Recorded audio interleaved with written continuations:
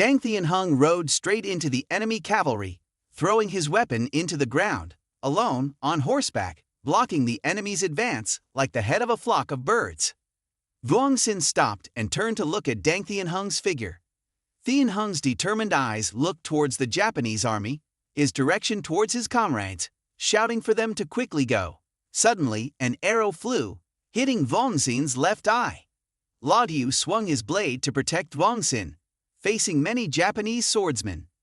Under the pressure of the crowd and powerful generals, even the demon spirits on the battlefield were powerless, only knowing to retreat and avoid.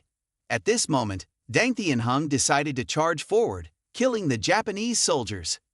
Countless swords pierced into him as he fell, dying under the enemy's rain of arrows, the Japanese soldiers continuing to pursue Diem and the others. At this moment, Vong Luong led his troops to the battlefield. Honda Tadakatsu, filled with rage, looked coldly at Vong Luong, swinging his blade to chop down Vong Luong's horse, causing Vong Luong to fall, standing beside Dang Hung, who had already died. Seeing the grenade in Dang Hung's hand, he quickly realized Vong Luong's intention, swinging his blade down, but it was too late. The grenade had been triggered. Honda Tadakatsu's eyes widened as it exploded with a blinding flash, smoke rising. Meanwhile, outside the camp, there was a commotion.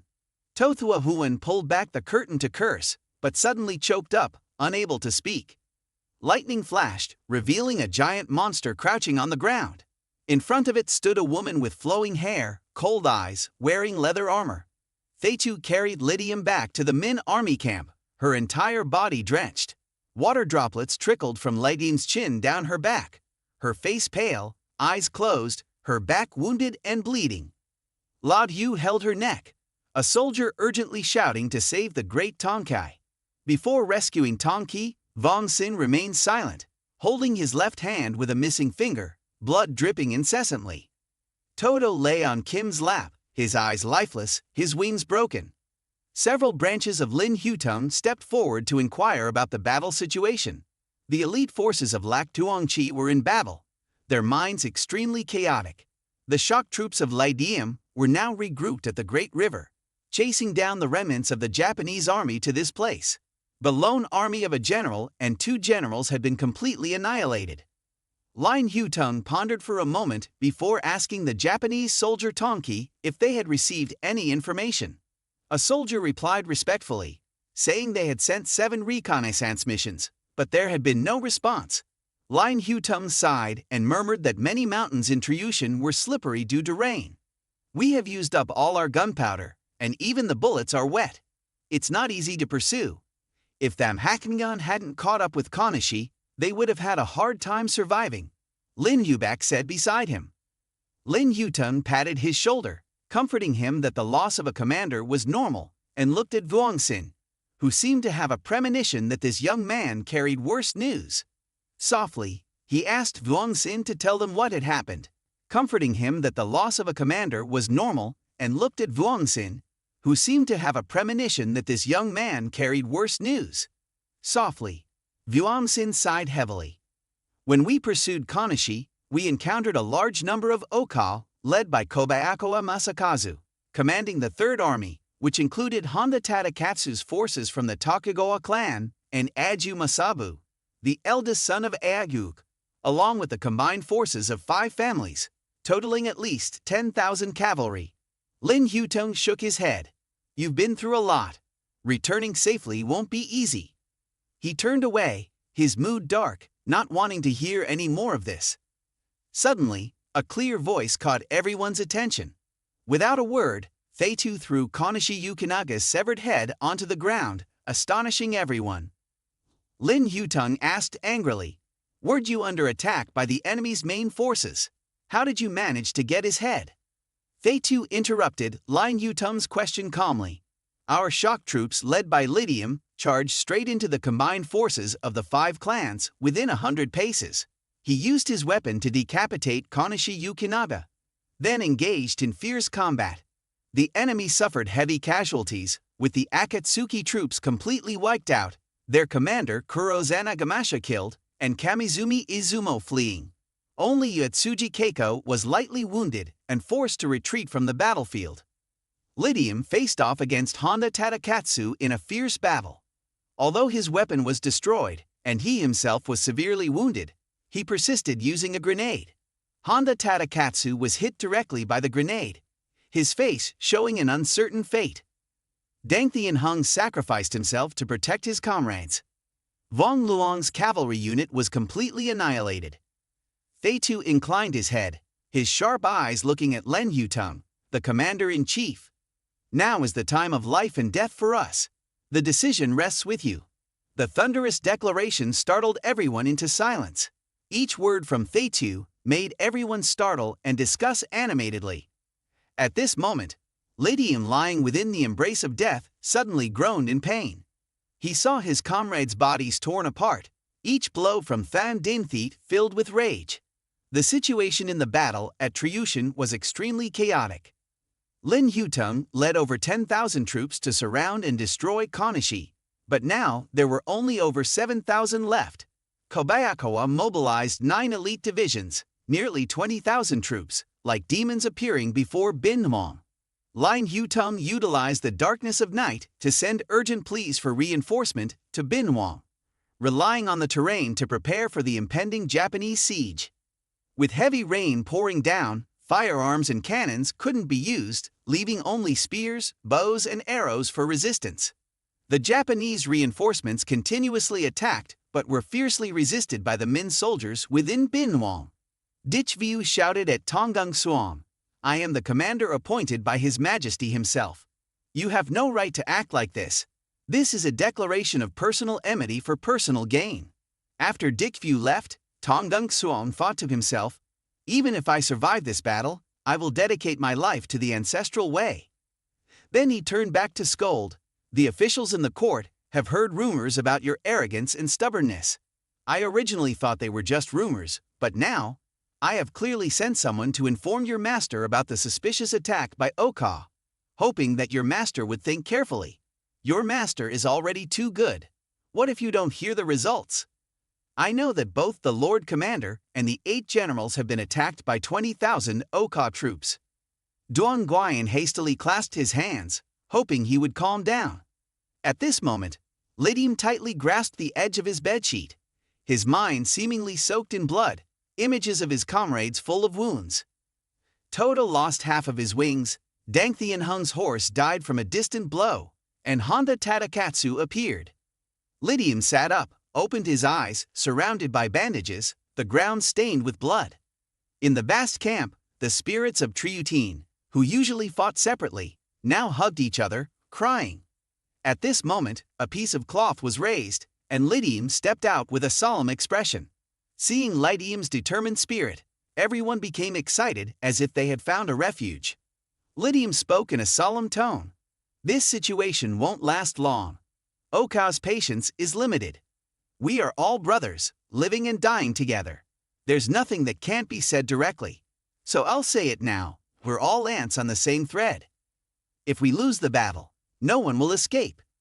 Even if we really go to the battlefield, the Oka's blades will behead us first. Whoever speaks behind our backs with tricks will be dealt with according to military law." Diem knew that in this situation, he couldn't just worry about himself. They were all afraid that Ming Kwok would exploit them and then abandon them.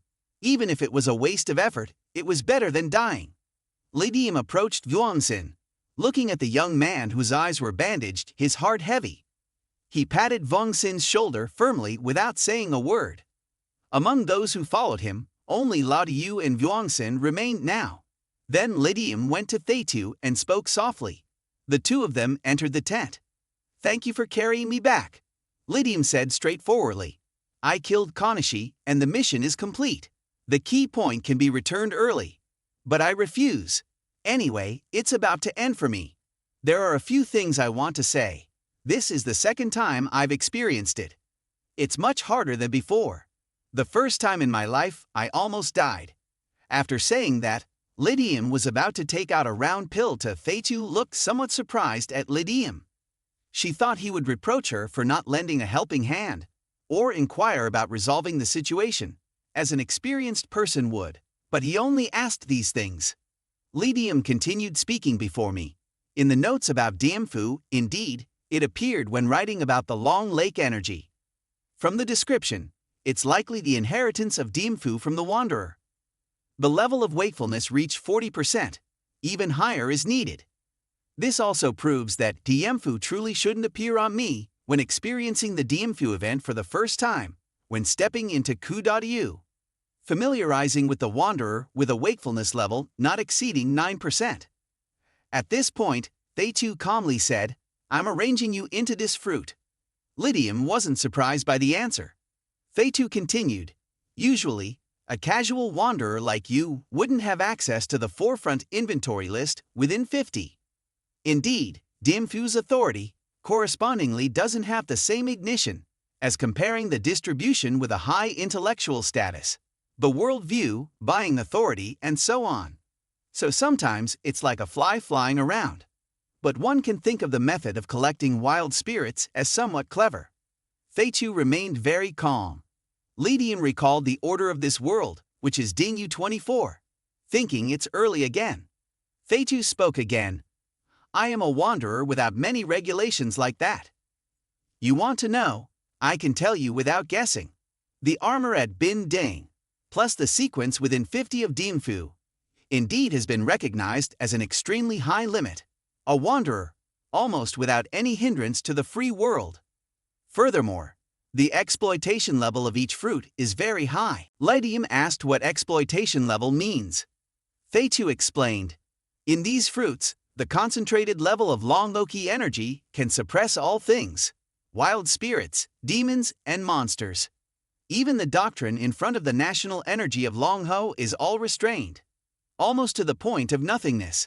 Therefore, a wanderer Diem Phu when just starting out only thinks it's a normal appearanceless fruit. The order also stands close until the wanderer Diem Phu discovers this secret, capturing a large amount of tiger energy. From there, the ferocity spreads. The danger level of the fruit is also continuously increasing. Of course, how many long hoki and strong or weak are unrelated. For example, like Tongung Swang." Lydium asked again, "Didn't you say wandering is a useful tortoise beetle? According to her way of speaking, it's not the same." Thaytu looked at Lydium and continued, "Not standing on the Diem Phu perspective, wandering is indeed exploring this world, like being at the top of the Toto list. Strange monsters emerging before the rampant ghost situation. All give birth to high-ranking martial generals to defend themselves. The survival space is narrowed by ghosts. The continuous warfare of nations has constantly been perfected, both weapons and military strategies. All are exploiting the Diem Phu without caring about all living things as trash. Ghosts parade in the illusionary world. This benefits Diem Phu." Lydium pondered back and forth. She understood that they too must be related to this, but it didn't affect her much. What he cared more about was something else. It seemed like he could read Lydium's thoughts. Thaytu continued, "The great powers, like Minquak, also worry greatly about losing the Long Lake energy. The country of Triushan is invaded by demons and devils rampant, while Natban is as you imagined. Once it was the land of the rising sun. Now it's no longer thriving. So, this battle is a matter of life and death for the Japanese." Lydium closed her eyes to digest everything she just heard, while also recalling information about Japanese generals from the brightest feedback piece from the previous battle. Thaytu spoke slowly. "Dong Kwak Voson Honda Tadakatsu possesses wicked energy. Taekwaks Voson Takubana Munshij possesses wicked energy, and the sword Don Dien Theet. Both due to weapons. Just classified into the Diem Phu rank of around 39%. The awakening level of the Kudadu Kai Lin is at the first breakthrough threshold." Lydium asked solemnly, "In the Chin Kwak allied forces, is anyone stronger than those two?" Thaytu looked at Lydium for a moment then whispered, "One person killed him to help me. We're both fair." Thaytu nodded mockingly. "This time Diem Phu was difficult and almost killed him. That's the truth. It's all my fault. How can I easily repay you like this? Do I have to beg you on my knees? Just leave Chinquak alone." Lydium looked straight at Thaytu. Thaytu shrugged, tapping his index finger. "You should consider carefully when dealing with me, Lydium," he said, his voice low. "I didn't mean that," Lydium stepped back, shrugging. Hong Kwai wants to pursue you, I won't intervene. Feitu nodded. Consider it settled. Lydian walked away without saying anything more. Feitu's voice echoed, why not go kill Kanashi and Kuroda? Diem Phu's score is the highest in Class S. Staying here means seeking your own death. Do you want a spectacular explosion, or do you prefer Honda Tadakatsu's sharp blade? Lydium halted, replying, both are correct, but not important right now. His voice trembled as he looked outside the tent. Life is short, friends are few, only a few here are ready to die for me. There are over 200 people here ready to die for us. He drew his sword and charged. When I order, call me Tonkei, sir, he said, his eyes fierce and determined. Dang Hung is dead. I no longer need pity or scores. Now, I just want to annihilate those miserable creatures inside the Ming camp. Lydium entered the tent. Lin Hutung watched Lydium approach. He suddenly felt strange and powerful. Images of old battles suddenly flashed in his mind. Lydium clasped his hands and bowed. General, there's a matter I need to discuss with the Admiral. Near the Daidong River, there's a dead Ming Japanese tangled with Kuroda, who was eating grilled fish with chili. He died at 24, my poor brother. Beside him, Honda Tadakatsu said, Nagamasa's death is a big responsibility for me. We need to focus on the main force. The Ming at Daidong are underestimating us. Some demon suddenly appeared, but Kuroda ignored it. My brother was just a figurehead leader. You, sir, are the backbone of the Allied forces. Even Munishige has to admit that. The wounded demons are not a big threat. We'll use the Ming generals as bait to lure the reinforcements. Victory is still in our hands. Let the swords and spears cover the sky, with thousands of Ming soldiers rushing in.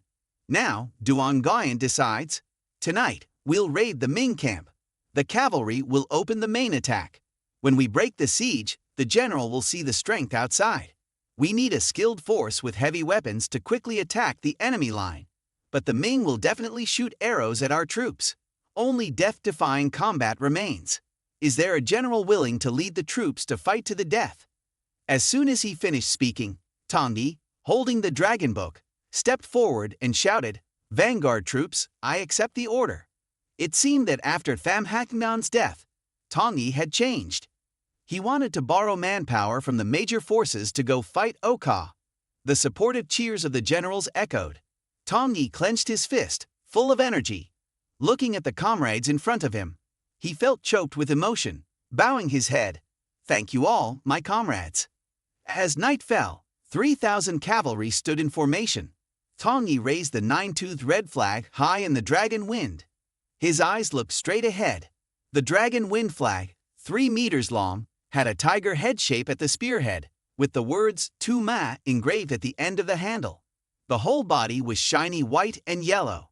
Tongyi touched the armor on his abdomen. The battle wound from fighting demons, still not fully healed but much better now. He pointed the spearhead towards the sky, and the thousands of armored cavalry followed closely behind, like a flood. In the battle, the besieged Ming soldiers lay dead in piles. Lak Tuomchi wiped his sweaty lips, murmuring, If he escapes, I'll still like him. At this moment, Lin Hutung used his horse to block the formation, but half of the Ming army had already been destroyed by now. Casualties amounted to 3,000 people, making it increasingly difficult to prevent the next wave of attacks. The signal horn for the next wave of the Allied attack sounded. Tachibana Munishige led the troops, preparing to launch the final assault. Suddenly, flames lit up in the dark night, the thunderous roar of gunpowder echoing from outside the Ngai gates. Seeing this, Lak Tuomchi finally laughed out loud. Finally, the medical soldiers led by Duan Guyan arrived. Tachibana Munishige turned around, seeing the encircling fire outside. The roar and screams continued incessantly. He wasn't surprised. He turned his head, drew his sword, and shouted to the other squads, Leave the Ming to the others. Charge! Tachibana Munishige rushed into the crowd, cutting down Ming soldiers like cutting vegetables. Suddenly, a sword flew towards him. He immediately dodged, narrowly avoiding being hit. Meanwhile, Tongyi rode his warhorse, flying ahead, eyes fixed straight ahead. In front of him was a line of black cavalry. The Qin Kwok generals formed in the Daidong battle. One of them already dead under Lydium's hand, one pierced by a golden arrow through the tongue, leaving only 6 people. Kuroda Nenenma stood on high ground, looking down at the illusionary Ming cavalry approaching. His gaze stopped at Tandi, and he suddenly felt worried. Anxiously, he asked Honda Tadakatsu, the general beside him, "Has he entered the battle?" Honda Tadakatsu nodded confidently. When the Ming general emerges from the steel armor, he will realize that he is facing a figure almost divine. Kuroda's face grew somber as he sighed. Only he can defeat General Tadakatsu.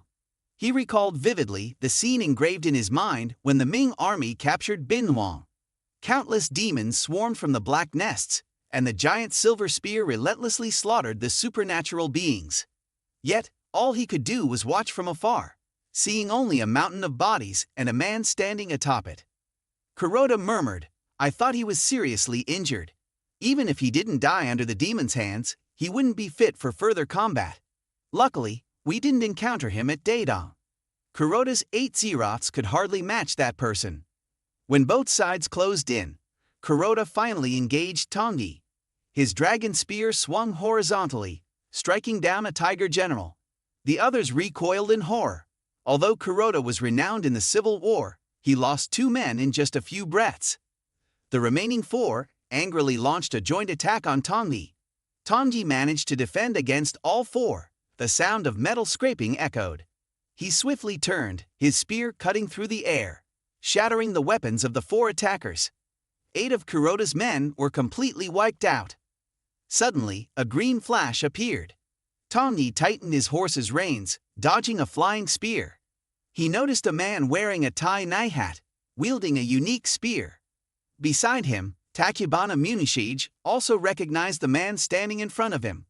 Li Diem wore lacquered armor. All wounds healed on his hands as he held the green Bikyayan sword, Lin Hutung's secondary weapon.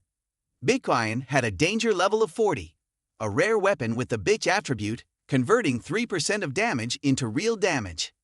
At this moment, a drop of blood fell onto Tachibana's armor.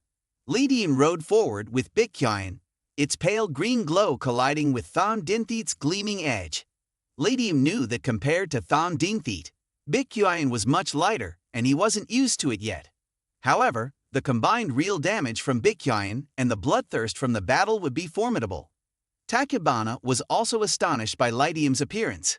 He remembered how he had been seriously injured by Honda, and even though the medicine from the Ming Taoist could heal him quickly, the loss of powerful monsters couldn't be compensated. Only Li Diem posed a significant threat to them. Thinking so, Tachibana spurred his horse forward, wielding Fan Dintheat. He aimed a straight blow at Li Diem's head, catching him off guard. Li Diem countered with Bikyayan, stabbing straight at Tachibana's neck. Startled, Tachibana instinctively raised Fan Dintheat to block. Fan Dintheat and Bikyayan clashed, sparks flying as the 2 blades slid past each other. The sound of metal crashing against metal persisted. Both were filled with a murderous intent. Facing Li Diem's personal vengeance, Tachibana's hard-gathered army suffered heavy losses. After a night of battle, over 100 brothers had entrusted their lives to him. The dead and wounded were difficult to eliminate with a single blow. For Tachibana Munishige, seeing both commanders killed right in front of him was a great humiliation. Now, both sides were fighting a life-and-death struggle, but it was certain that Tachibana's swordsmanship had not reached 90%, making it difficult to confront Li Diem's swordsmanship, which had reached 93%. Seizing the opportunity, Li Diem used Bikyayan to inflict 2 deep wounds on Tachibana's shoulder and neck. Li Diem, holding Bikyayan stained with blood, looked at Tachibana, who did not pursue. The system announced Tachibana Munishige's name. Tachibana Munishige, the terrible title from the 4-rank lower subordinate to the high-ranking title of Jiang, reduces damage by 15% with the Daemon Chi strategy, and reduces 30% of damage from specialized deep walking. His swordsmanship is at 89%, with skills such as the Little Sun technique combined with the Little Balance technique, and the active skill of the flying horse, with a passive skill of full recovery from severe injuries, no side effects, consuming all the power of the gods. Temporarily losing the Daemon strategy, the sword technique is extraordinary, and Diem Than has the sword attribute. Each time the weapons collide, it will check. If successful, it will cause significant damage. The weapon with lower danger level depends on the difference in danger level. Tachibana glanced at the wounds on his shoulder, silently wondering if Diem intended to die with him. He lifted his head to meet Diem's calm gaze, feeling a chill down his spine. He was certain that he would win, but he knew he dared not risk death. Diem aimed Bitcoin directly at Tachibana, with clear intent to kill. Diem thought that when Lin Hutung passed him the secondary sword, his specialized swordsmanship increased by 4%, reaching 93%, surpassing the peak threshold. At that moment, the clear voice of the system rang out, regretful. Unfortunately, the breakthrough in professional standards and expertise this time couldn't awaken the talent of the wandering traveler. Please continue to strive. The comprehensive evaluation of the strength of those who have arrived at the 10 lands is hindered because there is an equivalent part due to external forces, so there are no 4 ways to assess the level of the 10 lands of the wanderer. Although the awakening level of Kugadyu did not reach 39%, it is still normal.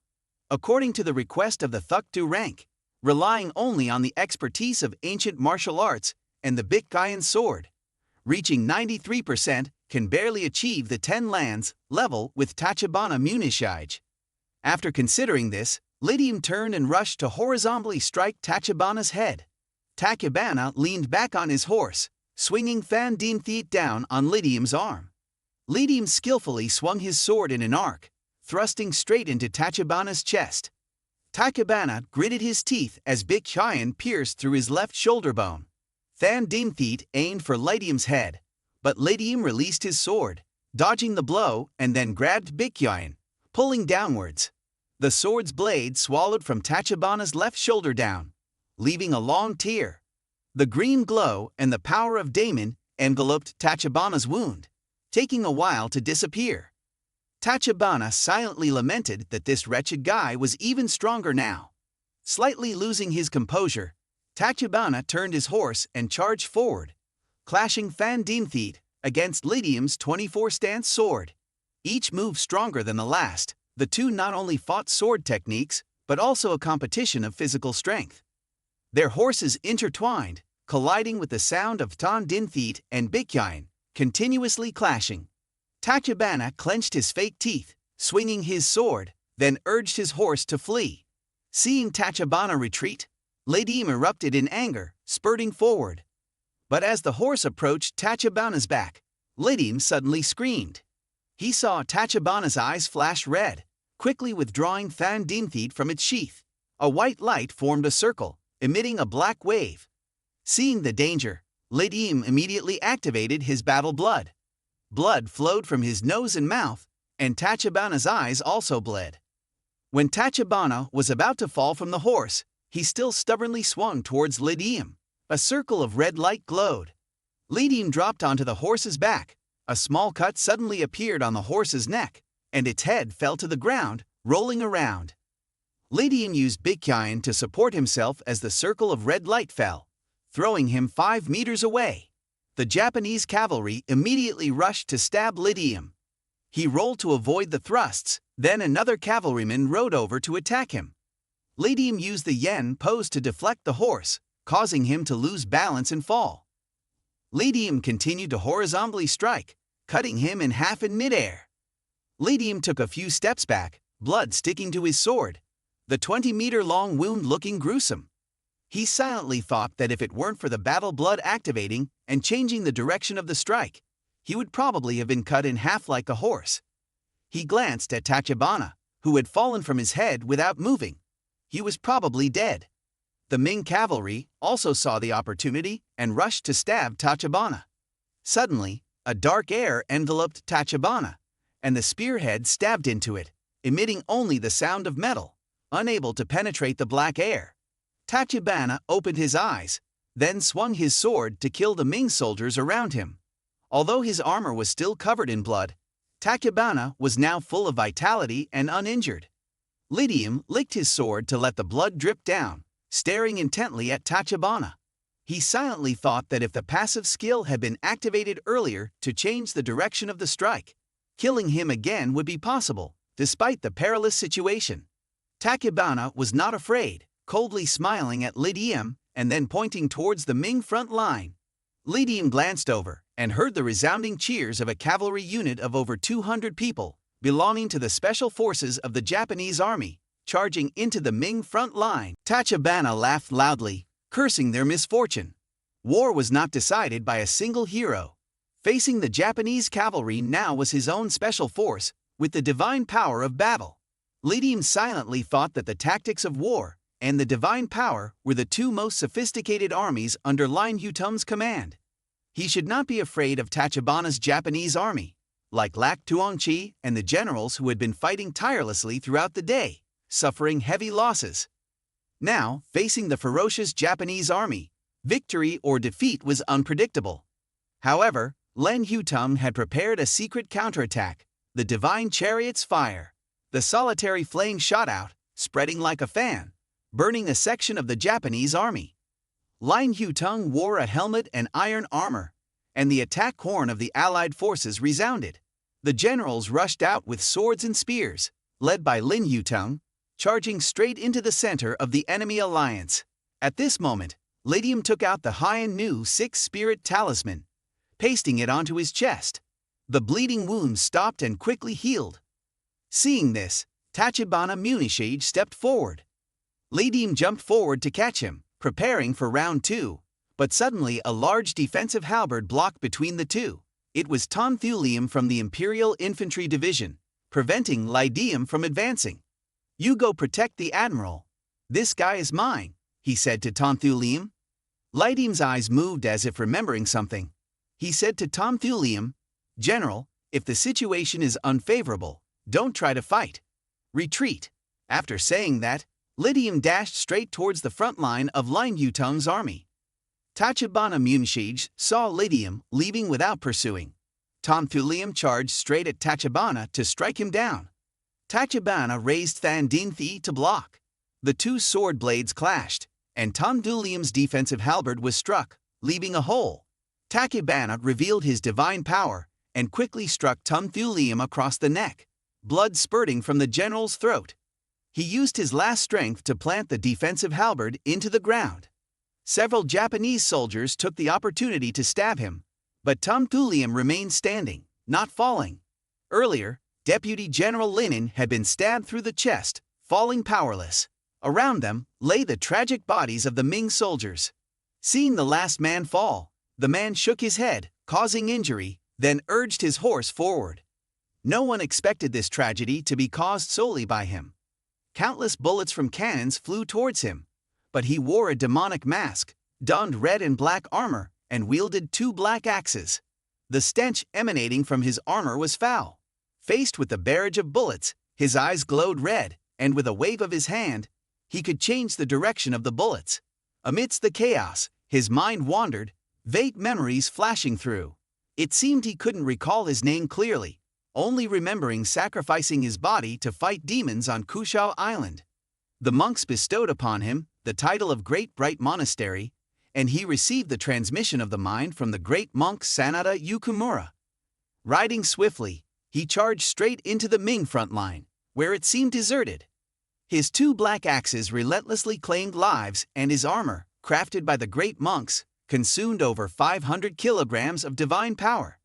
Even the Ming's sophisticated firepower couldn't inflict damage. Meanwhile, on the battlefield, Feitu picked up a rusty sword, wiped it clean of blood and flesh, then straightened up. She looked at Sanada charging towards her, and his eyes glowed red, but Feitu was just an ordinary girl, unafraid. She truly didn't want to kill needlessly. Why couldn't they understand? If they didn't eliminate the demons, when the divine power was exhausted, it would be a catastrophe. Feitu leaped lightly, turning the colorful manga into black and white. Sanada's massive figure, wrapped in heavy armor, tumbled through the air, crashing into soldiers and horses behind him, finally coming to a stop after hundreds of meters, leaving a deep, long trench in the ground. Sanada struggled to get up but lacked the strength. His armored limbs shattered, his right arm flew off, and Feitu stepped on his head, Looking down, he confessed in his heart, feeling a sense of relief. If not for this relief, he might compose another poem. He knew they liked it. But Sanada's eyes just glowed with a strange redness, no reaction. Feitu's gaze was cold. Then I'll finish it here, she said, swinging her sword down, shattering the 500 kilograms divine armor, and Sanada's body along with it. Sometimes, Feitu would open a flask of wine and drink, casually observing Lydium running over. The two looked at each other. Lydium shuddered, silently thinking the guy was crazy, then turned away to find Linyutum among the Japanese. Suddenly, the black aura on Kuroda's hand broke apart.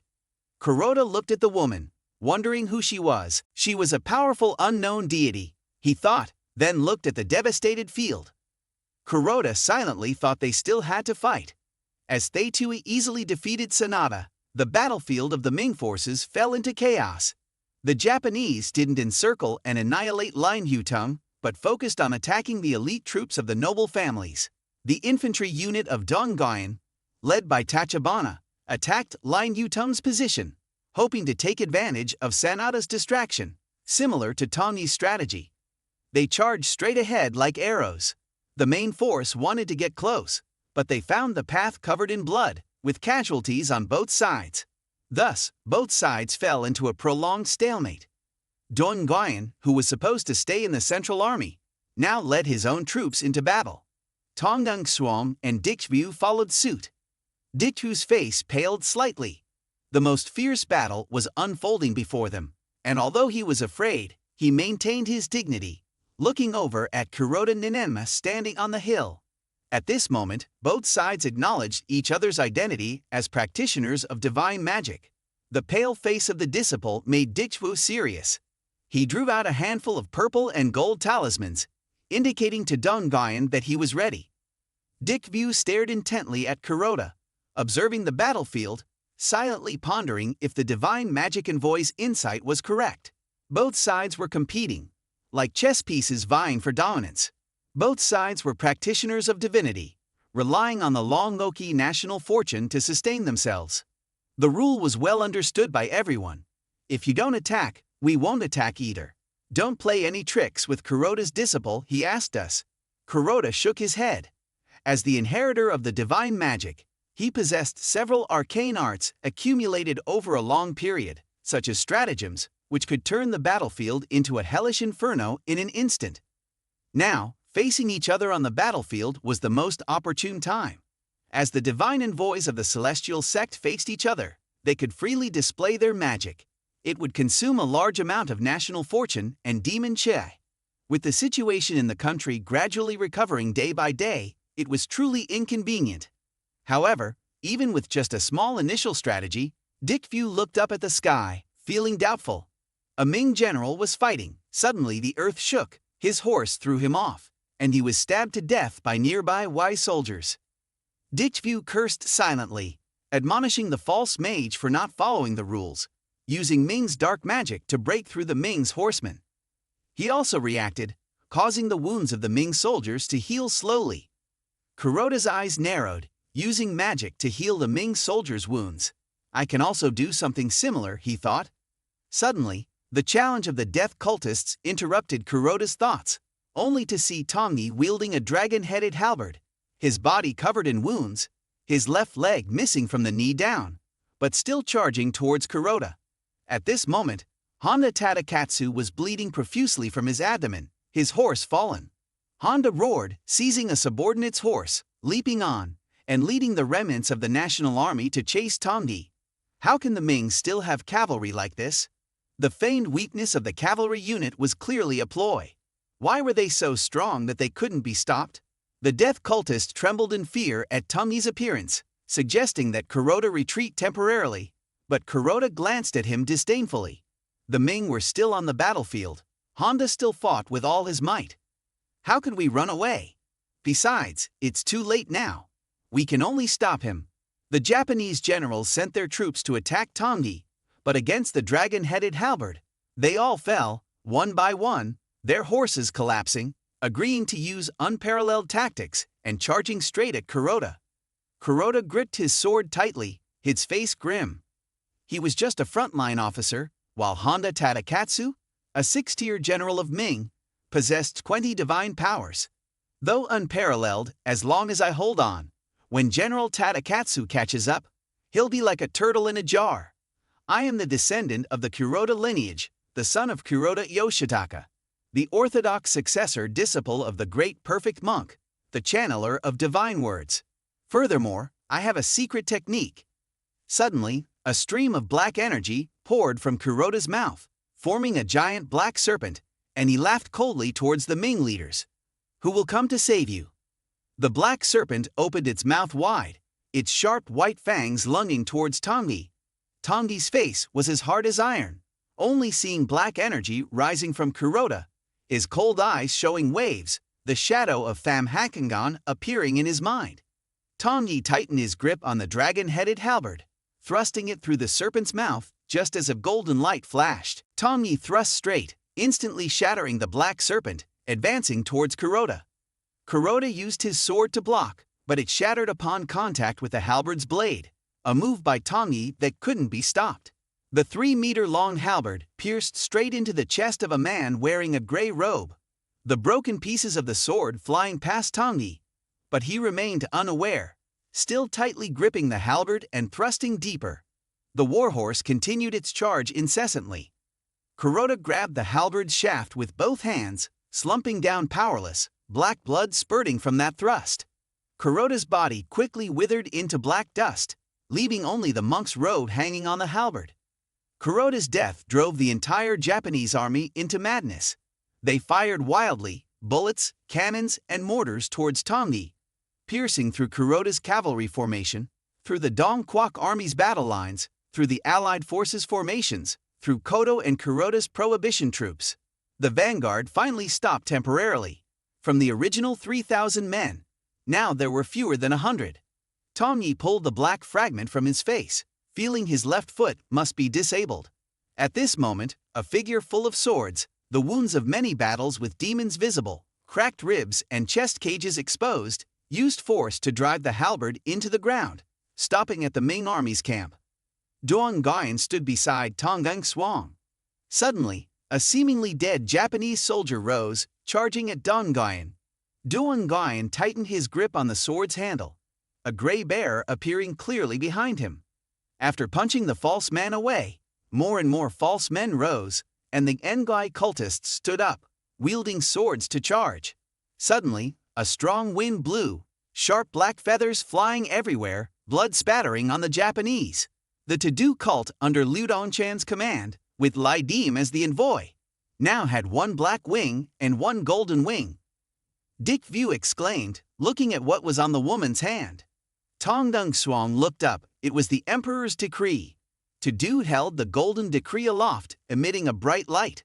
The To-Do state, enhanced by Long Oki, reached a perfect state, rated as 10 degrees, noting it was wild godhood. Bait in Damon's Long Oki, after receiving the formal decree, they would completely break free from the demonic state. Honda Tadakatsu's horse charged forward, only to see the red cloak on the ground, the fierce red face now pale. He couldn't believe Kuroda had been defeated. Seeing Honda approaching, Tongyi on horseback turned, the dragon's head colliding with Than Dien feet. Tongyi's body full of wounds, shaken violently, blood and wind rushing out. Then the halberd slipped from his hand. Honda seized the opportunity, swinging Than Dien feet upwards, chopping straight into the swaying Tongyi's head. Suddenly, a pale green sword flew over, the green blade flashing past, knocking Than Dien feet away. Honda raised his spear to block Baekhyun, then turned to stab towards Tongyi. Suddenly, a powerful roar echoed, causing Honda's horse to tremble, the spear deviating slightly, narrowly missing Tongyi's head as he fell off his horse. Honda looked up to see where the roar came from, only to see Tachibana Munishige rushing menacingly with a group, running behind Honda's bull. He wielded a red and gold giant mace. Tachibana dodged and evaded, but still faced relentless attacks, like a celestial fighting the heavens. After being enhanced by Long Ho, the power of the mace had been upgraded over tenfold. Tachibana couldn't escape the onslaught, relying only on continuous speed to dodge. While Tachibana was evading, Diem approached from the river's direction, wielding Than to strike at him. Tachibana quickly drew his samurai sword to block, but with just a few clashes, the sword in his hand was chopped into sawtooth pieces by Than, unable to withstand it because of his lost vigilance a moment ago. This scoundrel has taken my Than. The normal samurai sword is now useless. Seeing Tachibana at a disadvantage, Honda turned around on his horse and swung Than, aiming directly at Diem, taking advantage of the moment when Diem was unprepared. As Diem hadn't yet reacted, he was hit by Honda's thrust, knocking Than out of his hand. Diem moved towards Tachibana, taking Than back from him. Diem seized the opportunity to approach Honda, his right hand gripping the hilt with two fingers, the index and middle fingers aiming straight for Honda's eyes, wielding the golden-capped baton of the Gold Kwai Club. Honda startled, quickly bringing the sleeve of his armor-covered arm to shield his eyes from the blow, but it was unsuccessful. Diem swung the baton down towards Honda's head, but Honda managed to twist away, dodging the blow, a move that failed. Diem spun his horse and picked up the dragon-headed halberd lying on the ground. His eyes stopped at the red flag on the halberd's handle, then checked its information from the system. Seeing Diem holding the halberd, Honda and Tachibana stopped their horses to look at him. Diem swung the halberd towards Tongi, saying, "This is a nice item," borrowing it to play for a bit. Tongi's eyes were heavy, but he still looked at Diem mockingly. "This halberd suits you well. Just take it." Diem laughed loudly, taking the pitcher and pouring a deep red liquid onto the halberd's blade. "The blood of gods destroys it," he applied. "The cold weapon will break some of the divine power's protection." Diem swung the halberd to fend off the arrows flying towards him, then shouted, "Clear the field for me." Diem rushed towards Honda. Then Than and the dragon-headed halberd clashed like two dragons, tearing and biting at each other. The two spearheads collided repeatedly, shooting sparks and flames. Diem tightened his grip on the halberd's shaft to defend against Than attacks, thrusting towards Honda. At that time, Than stabbed the dragon disciple flying, causing Diem to fail. Tachibana Munishige also participated in the fight. 3 horses fight to form a rectangle through this exploratory game. Diem caught a dangerous clue: Honda's special status. Akaboy's melee combat power does not appear to be limited by poison. A normal person, no matter how physically strong, if stabbed throat or heart puncture is the only way to die. But Honda's Akaboy armor not increase vitality by 50%, but like a complete layer of armor. No loopholes surround him before breaking this shell. He has no weaknesses that can be exploited. Honda Tadakatsu, although it cannot be revived like Tachibana Munishige. This cunning passive skill is even more annoying than Resurrection Teacher. Long's head and Dian's head like to collide and then pass each other. Diem raised his spear and slashed it backwards and forwards. Honda also turned and stabbed sideways. The two people turned their backs to each other, but the tips of the spears still touched each other. There was a clanging sound between two people pressed together. Diem quickly felt the horse's thigh tighten. The two people simultaneously pulled the spear back, then yanked. Diem shouted loudly, "Got off his horse," and got off his horse. This attack is meant to pull the enemy back, then used horsepower to pull them down. Diem's dangerous horse is better nourished prevail in strength. Honda's war horse is not equal to a human. He automatically fell backwards, was about to be pulled off the horse by Diem, but just in time to succeed. Then Tachibana Munishi's sword slashed his chest. Diem had to proactively release Than at Ra. Diem pulled back Long's spear to block the attack, then stabbed the tip of the spear into Tachibana's right eye, made him back away. Honda Tadakatsu turned around in horror, thought to himself, even though it was Tachibana Munishige, nor can he be his opponent on horseback. But even though he's young, his swordsmanship not inferior to his own spearmanship. Truly a rare genius. But this little guy, his understanding of spearmanship surpasses even mine. Horse riding skills and attack speed all make people desperate. Thinking so, Honda immediately spurred his horse forward. Diem and Tachibana Moonshage are surrounded by danger. Diem Phu joined the fight again. Diem waved the wind and leaned forward to avoid it. Honda turned the shaft of the spear and slammed it into Tachibana's chest, causing him to spit out a large mouthful of blood. Honda Tadakatsu coldly sneered. Diem Phu swings horizontally. The horse galloped past Diem and fell on its back. I saw Diem Phu flash through my head. Also Bad Hair stood up with a dragon-headed spear like an angry dragon, blocking the body of Diem Phu's spear. The two fought fiercely again, while the two sides struggled. Tachibana Moonshage gritted his teeth in pain. Swinging Diem Phu, he slashed Diem's head. Diem immediately found himself in danger as he saw the sharp sword blade getting closer and closer. Suddenly, the sword pierced through the armor behind Tachibana's back, piercing through his chest. The sword blade revealed a bluish hue, surprising both of them. Tongi stood balanced on one leg, still holding his throwing position, then collapsed from exhaustion. Tachibana Moonshage fell off his horse, lying motionless on the ground, clearly dead. At this moment, a cold arrow shot towards Tongi like a spearhead. Diem quickly raised his hand to protect him, then stood in front of Tongi to shield him. Diem asked Honda how he wanted to die. Honda Tadakatsu was stunned, not knowing when these godlike beings had appeared. Seeing the Ming soldiers approaching, Honda sighed. Whether they win or lose this battle, Oka will suffer heavy losses. Tachibana Moonshage being chased by Diem like this, Sanada's decapitation is likely to fail as well. Honda drew Diem Phu and moved his horse a few steps, then stopped, shouting, "Stop all attacks." Honda spoke a few words to a soldier dressed in Japanese attire. Then not long after, the man ran up to Diem and respectfully said that Honda wanted to negotiate peace with him. Honda calmly looked at Diem, knowing that the situation had broken down, and sent the envoy to express his willingness to represent the Tadakatsu clan in peace negotiations. After all, the Tadakatsu clan had no reason to die for Hayachiro's ambition, even if it was the hope of the entire Natban country. Seeing the envoy in front of him, Diem hesitated for a moment before softly saying yes.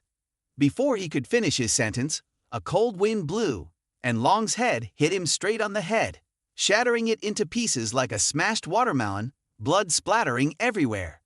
Unexpectedly, Diem dared to kill the envoy. Honda Tadakatsu was furious, rushing straight towards Diem with Diem Phu in his hand. The Japanese soldiers gathered behind him, charging together to kill Diem. Diem and Honda Tadakatsu began the second round of fighting, as the spearhead of Diem Phu stabbed towards Diem's shoulder, the dragon-headed halberd aimed at Honda's throat. Diem forced to retract the halberd to block. Several moves later, Diem had many opportunities to pierce Honda's chest and head, but was forced by his Akaboy state. He dared not make a move, unsure if his attack would penetrate, while Diem Phu could pierce his throat at any time. Honda forcefully raised Diem Phu, and the two engaged in a fierce battle again. Suddenly, Diem changed tactics, sweeping his dragon-headed halberd horizontally, aiming directly at Honda's war horse. This move was both unexpected and cruel, but Honda saw through it. Honda also changed tactics, aiming Diem Phu directly at Diem's war horse. The dragon-headed halberd slammed heavily into the ground. 1/3 of the halberd's handle broke, and the horse died. Diem Phu was retracted, leaving a long cut on Diem's war horse's back. Honda was horrified, knowing it was not good, but it was too late. The horse fell, causing him to lose balance. Diem seized the opportunity to approach, lowering his body onto the horse. The dragon-headed halberd stabbed straight towards Honda Tadakatsu. At this moment, Diem Phu had been pulled out of Honda's hand, unable to retract to block. In a few seconds, Diem, with a tight grip on the halberd handle, used the horse's strength to thrust forward, cracking the 8 cracks in the spider-like cracks under the helmet, then shattering with a loud crunch. Honda raised Diem Phu to block in front of his chest, the terrifying force of the thrust causing him to continuously retreat. The dragon-headed halberd, attacking from above, aimed directly at Honda's face, but he still calmly blocked the fatal blow with the spearhead. Diem's face was cold, unexpected that he was still blocked. Honda Tadakatsu jumped up with both legs spread wide. Diem Than stabbed chaotically 7 or 8 times in a row, colliding with the dragon-headed halberd. The sound of the two weapons colliding echoed clang clang clang, the vibration passing along the halberd's handle, causing Diem's arms to go numb, almost dropping the weapon. Diem tightened his grip on the halberd, staring Honda, who now had bright eyes. In this momentum, although Diem's martial arts were excellent, after dozens of rounds, it was clear that his strength had been depleted. But before he could think, the dragon's head of Diem's halberd attacked again, using the horse's strength to unleash the ultimate blow. Honda could only defend with all his might. Suddenly, Honda leaped out of Diem Than. The dragon's head of Diem's halberd was violently shaken back and retracted from his hand. Honda grabbed Diem Than tightly. His whole body shot out, the divine power roaring, "You, Ming, loyal but not willing to die." Then he rushed straight through Diem's head. Diem Than stabbed. Countless blue lights appeared on the spearhead. Countless figures of Honda emerged. Countless red spearheads covered the sky and earth, as if he didn't see himself thrusting fiercely. The dragon-headed halberd penetrated directly through Honda's heart, then pierced out from his back. Honda Tadakatsu, his eyes wide with shock, saw his heart enveloped by the divine power. But unable to heal itself, blood gushed out like a fountain, and the beads of pearls fell scattered on the ground. He died silently. Diem, covered in blood, looked up at Toto in the sky, with one black wing and one golden wing now riddled with holes. Toto slowly descended, and Diem quickly embraced her. Toto's face showed no pain as she gently called Diem master. Diem's expression was stern as he scolded, "I didn't tell you to protect Tongung Swam." Seeing Toto's distressed expression, Diem sighed and explained, "One of his wounds couldn't kill him. I had to." Amidst the chaos of the battlefield, Feitu rode his horse with a joyful face, admiring Diem's prowess and commenting on the excellence of his martial skills, not realizing the depth of his breakthrough and relying on his own insight and talent to achieve a mastery level of over 90%. This was something that countless martial artists couldn't achieve in their lifetime. With the death of Honda Tadakatsu, the Japanese allied forces fell into a state of panic, having suffered a complete defeat. However, the casualties of the Ming were also beyond expectation. Initially, in the Ming camp, Diem carried a jug of wine and went to visit Tongdi. As soon as he entered, Tongdi spoke directly, asking if Diem wanted to avenge him. Diem, taken aback by the question, didn't know how to respond. Tongdi sat down and casually asked about his injuries before offering the wine to Diem, saying it was a gift from his brother who had arrived. Tongdi then decided to have his leg treated, as it was irreversibly damaged. After drinking a large gulp of wine, he decided to retire from official duties and return to his hometown to raise horses. He then asked Diem about his plans. Diem, holding the wine cup, replied, passing on the rewards to Dai Nin, Vitai, and granting Huan Fikiui 500 gold as a reward for his excellent performance. Tongji, upon hearing this, was supported by Diem as he got up and said, "Your promotion is well deserved. I have been at the forefront of every battle, while you have only fought one. It is right for the officials to dismiss you." Despite this, Tongji deserved the price he paid. However, he was not Diem's match. "Do you believe it?"